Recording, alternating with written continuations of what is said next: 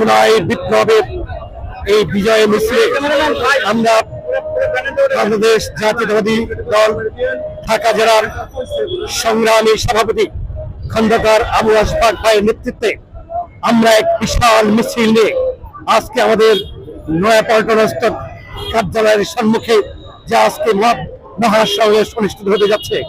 আজকে এখানে আমি উপলব্ধি করতে চাই যেমনি ভাবে দেশ নায়ক তারেক রহমানের ডাকে বাংলাদেশের সর্বস্তরের মানুষ, ছাত্র জনতা, কৃষক, শ্রমিক, সমস্ত পেশাজীবী মানুষ ঐক্যবদ্ধ হয়ে সেদিন রাজপথে ঝাঁপিয়ে পড়েছিল যেন খুনি হাসিনা এই পেশিবাদী রক্ত পিপাসু থেকে বাংলাদেশ হাতকে মুক্তি দেওয়ার জন্য। আজকে বাংলাদেশ মুক্ত।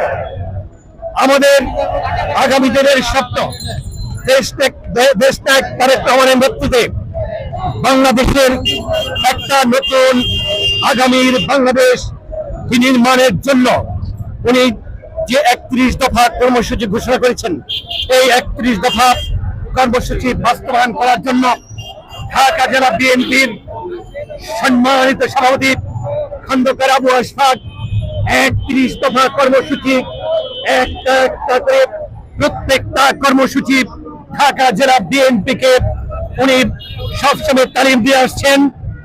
এই 31 দফা কর্মসূচি বাস্তবায়ন যদি হয়, বাংলাদেশে আর কোনো বৈষম্য থাকবে না, বাংলাদেশে আর চাঁদাবাদীরা কোনোদিন প্রশ্রয় পাবে না, বাংলাদেশের মানুষ এমনি ভাবে দিশেহারা হয়ে পড়বে না।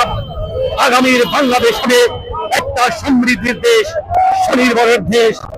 আমি ঢাকা জেলার খন্দকার আবু আশফাকের সাফল্য কামনা করে, দেশ নায়ক তারেক রহমানের সাফল্য কামনা করে, দেশনেত্রী বেগম খালেদা জিয়ার সুস্বাস্থ্য কামনা করে 2024-এ খুনি হাসিনা যেমনি করে পালিয়ে গিয়েছিল, তেমনি করে আজকে আমাদের সেই বিজয় মিছিল আজকে ঢাকার এক আসনে নবাবগঞ্জের কৃতি সন্তান খন্দকার আবু আশফাক ভাইয়ের নেতৃত্বে আমরা বিজয় মিছিল নিয়ে এখানে আসছি।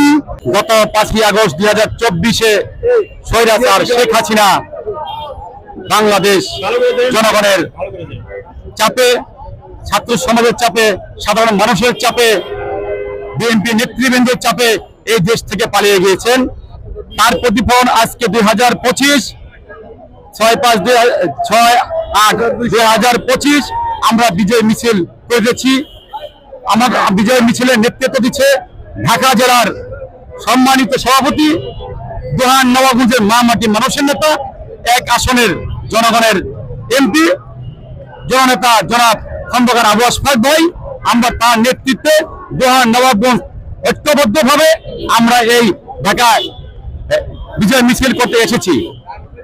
সামনের যে বাংলাদেশ আমরা আশা করি, আমাদের একটি চেয়ারম্যান জনাব তারেক রহমান সাহেব যে 31 দফা দিয়েছেন, সেই 31 দফায় আমাদের নেতা, প্রিয় নেতা খন্দকার আবু আশফাক সাহেব বাস্তবায়নের চেষ্টা করে দিয়েছেন। আমরা আশা করব 31 দফা বাস্তবায়ন হলে বাংলাদেশ হবে লন্ডনের মতো দেশ। আমরা সেই দেশই প্রত্যাশা করি।